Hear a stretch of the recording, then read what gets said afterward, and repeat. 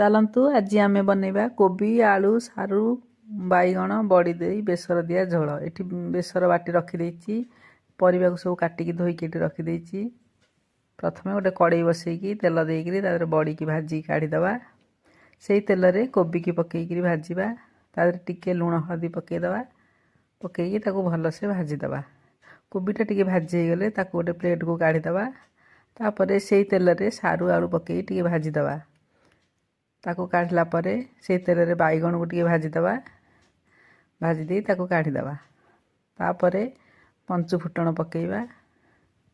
तापर काटी रखिथिबा पियाज पकईवा तापर बिलाती की पकईवा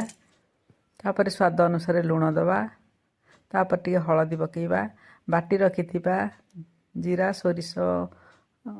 रसुण को पकईवा तापर ताको टिके कषिदबा तापर परिवा को सब पकई भलसे कषिबा कषि हो गला परे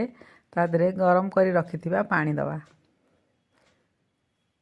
पानी देई ताकू किछि समय पय घोड़ेई दबा परिवा टिके फुटिले ता देहरे भाजी रखिथिबा बड़ी की पकईबा तापर टिके घोड़ेई दबा तापर परिवा सिझी गले पानी टिके मरिगला तापर धनिया पत्र पकई दबा ये आमर प्रस्तुत हो गला तरकारी जदि मो भिडियोटी भल लगी थाए लाइक शेयर सब्सक्राइब करिया भूलिबेनी।